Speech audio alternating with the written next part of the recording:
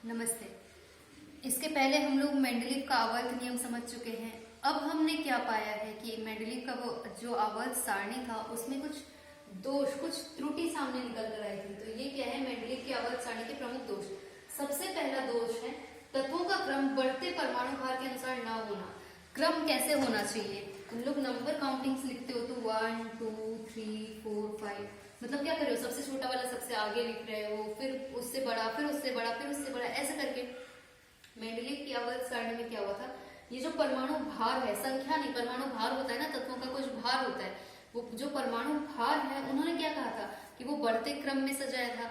लेकिन उनमें ये जो आवर्त सारणी है उसमें एक ऐसा दोष निकल गया है कि वो तो क्रम में नहीं है, कहीं कहीं पे कुछ 4 जोड़े ऐसे पाए गए हैं उनके आवर्त सारणी में, जहां पे मान लो 3 पहले है 2 बाद में है, इस तरीके से पाया गया है परमाणु भार।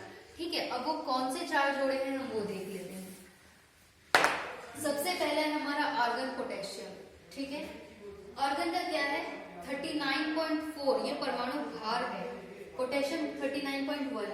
अब 39 ठीक है, 0.4 है, 0.1 है, देखो 1 छोटा है ना, ये वाला 39.1 मतलब पोटेशियम को छोटे, पोटेशियम को आगे आना चाहिए था, इसके आर्गन के पहले आना चाहिए था। लेकिन क्या हुआ है उनके आवर्त सारणी में, आर्गन पहले आया है और पोटेशियम बाद में आया है। ठीक है, नेक्स्ट है कोबाल्ट और निकल। कोबाल्ट का कितना है 58.94, निकल का है 58.7, तो 0.7 है, 0.9 है, देखो ये छोटा है, इसको पहले होना चाहिए, लेकिन उस आवर्त सारणी में क्या हुआ है, ये बाद में आ रहा है, जो छोटा वाला है वो बाद में आ रहा है, ये भी गलत हुआ है। ये क्या टेलुरियम और ये क्या है आयोडीन, इसका भी सेम वही हाल है, 127 126, तो 126 जो है उसको पहले आना चाहिए था, ये गलत है। थोरियम और प्रोटोएक्टिनियम, इसमें भी 232 पॉइंट समथिंग है और 231 है, तो 231 छोटा है, उसको पहले होना चाहिए, लेकिन ऐसा नहीं है। तो ये 4 जोड़े ऐसे हैं, सिर्फ यही 4 जोड़े ऐसे हैं जो उनके आवर्त सारणी में ऐसे पाए गए जिनका जो परमाणु भार है वो बढ़ते क्रम में नहीं है। तो ये हो गया हमारा पहला दोष। अब हम देखेंगे दूसरा दोष। दूसरा दोष है क्या है, आइसोटोप का स्थान। आइसोटोप का स्थान ये मैंने समझाया था वैसे ऑडियो में, फिर भी समझ लेते हैं। आइसोटोप का स्थान क्या होता है, जैसे कि कोई भी एक तत्व है उसको एक से अधिक आइसोटोप पाए गए। आइसोटोप क्या होता है, मतलब तत्व वही है, बस उसका परमाणु भार अलग है। जैसे कि हाइड्रोजन, एक ही हाइड्रोजन है, हम चाहते हैं मान लो हमारे पास नमक है, हो सकता है कोई ब्रांडेड नमक, कोई लोकल नमक हो तो उसमें आयोडीन की मात्रा कम हो, है तो नमक ही, उसको सब्जी में डालने गुण तो उसका समान ही है, प्रॉपर्टी सेम है,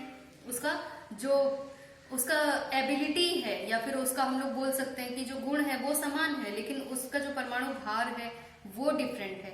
वैसे ही हम हाइड्रोजन का बोल सकते हैं, सब्जी में अगर नमक डालोगे तो उसके जैसा ही टेस्ट आएगा, लेकिन फिर भी कुछ अंतर समझ में आएगा तुम लोगों को कि नहीं उसका ऐसा था, इसका ऐसा है, इसका हल्का है, उसका ज्यादा आता था, इस तरीके से कुछ। तो वैसे ही आइसोटोप क्या होता है, तत्व एक ही है, गुण एक ही है, बस क्या है परमाणु भार अलग अलग है। जैसे हाइड्रोजन के 3 आइसोटोप पाए जाते हैं, पहला है हाइड्रोजन 1, हाइड्रोजन 2, हाइड्रोजन 3, मतलब ये जो 1 2 3 है ये इनका परमाणु भार है। एक ऐसा भी हाइड्रोजन है जिसका परमाणु भार 1 होता है, ऐसा भी हाइड्रोजन है जिसका परमाणु भार 2 होता है, और ऐसा भी हाइड्रोजन है जिसका परमाणु भार 3 होता है। ठीक है, तो हाइड्रोजन के 3 आइसोटोप है, क्लोरीन 35 और क्लोरीन 37। एक क्लोरीन ऐसा है जिसका परमाणु भार है 35, और एक क्लोरीन ऐसा है जिसका परमाणु भार है 37। कार्बन का भी सेम वही, एक ऐसा कार्बन है जिसका परमाणु भार 12 होता है और एक ऐसा कार्बन है जिसका परमाणु भार 14 होता है। तो यहाँ से क्या समझ में आ रहा है कि आइसोटोप ऐसे कुछ तत्व हैं जिनके एक से अधिक आइसोटोप्स हैं, एक से अधिक मतलब किसी के 2, किसी के 3, ऐसे मतलब ऐसे तत्व हैं। लेकिन हमारा जो आवर्त सारणी है, जो मेंडलीव ने आवर्त सारणी बनाया था, उसमें उन्होंने क्या किया है, हमने देखा है ना, हाइड्रोजन एक ही जगह पे है, कार्बन एक ही जगह पे है, क्लोरीन एक ही जगह पे है। तो यहाँ पे क्या होना चाहिए था, यहाँ पे इसका भी तो हक है उस आवर्त सारणी में आने का। मान लो हमारे पास जो आवर्त सारणी है उसमें ये वाला अगर कार्बन है तो इसका क्या कोई हक नहीं है कि वो वहां पे आए, इसको भी वहां पे रहना चाहिए था। लेकिन आइसोटोप्स को जगह नहीं दिया गया है, अगर ये कार्बन का ही आइसोटोप है तो इसको मिलाकर ही उन्होंने वहां पे कार्बन लिख दिया है। ठीक है, अब मान लो परमाणु भार उन्होंने वहां पे 12 लिखा या 13 लिखा, जो भी लिखा, ठीक है, तो क्या हुआ, कार्बन को सिर्फ एक ही जगह मिला है आवर्त सारणी में। यहाँ पे 3 3 है हाइड्रोजन के आइसोटोप, ग्रुप, लेकिन वहां पे सिर्फ हाइड्रोजन 1 1 ऐसा वाला है। सिर्फ मतलब कि जिसका परमाणु भार 1 है सिर्फ वही हाइड्रोजन है, जबकि सभी आइसोटोप्स को जगह मिलना चाहिए था। ये है उनका दूसरा दोष कि आइसोटोप्स को क्या हुआ, उनके आवर्त सारणी में स्थान नहीं दिया गया। अब तीसरा वाला पॉइंट, ठीक है, हाइड्रोजन का द्वैत व्यवहार, मतलब कि हाइड्रोजन जो है वो दो प्रकार का व्यवहार दिखाता है, दो तरह का व्यवहार है उसका। एक पहला क्या है, वर्ग ए में जितने भी धातु हैं जैसे कि लिथियम, सोडियम, पोटेशियम, इन सब के गुण से भी हाइड्रोजन का गुण मिलता है। हेलोजन वाला जो ग्रुप है जैसे फ्लोरीन, क्लोरीन, ब्रोमीन, आयोडीन, जिसमें ये सब होते हैं, उनके गुण से भी समानता रखता है। तो हाइड्रोजन को कोई एक निश्चित स्थान नहीं दिया जा सकता है। हालांकि ये अलग बात है कि उसको एक जगह पे रख दिया गया है, लेकिन उसको किसी भी एक ग्रुप का बता देना, ये चीज भी उसका एक त्रुटि है कि वो उस ग्रुप में, अगर उसको हमने वर्ग ए में रखा है तो इसी में हमने क्यों रखा है, हम इसमें क्यों नहीं रख रहे, क्योंकि उसका गुण तो इसमें भी मिल रहा है ना। तो ये भी उसका तीसरा दोष था। अब लास्ट है असमान तत्वों का एक ही वर्ग में रहना और निष्क्रिय गैस। असमान तत्वों का एक ही वर्ग में रहना, इससे क्या मीनिंग है, जैसे कि हेलोजन ग्रुप मतलब जिसमें क्लोरीन, फ्लोरीन, ब्रोमीन, आयोडीन ये सब आते हैं, और मैंगनीज, इनका गुण क्या है, असमान है, लेकिन फिर भी क्या किया है, असमान तत्वों को उन्होंने एक ही वर्ग में रखा है।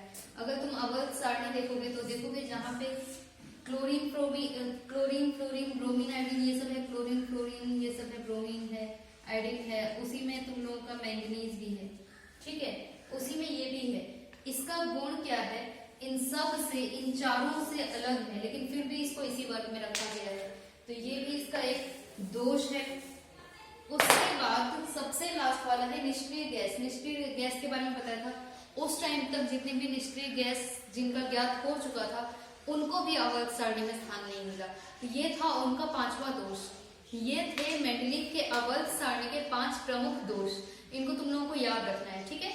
इसके आगे का हम लोग नेक्स्ट क्लास में करेंगे।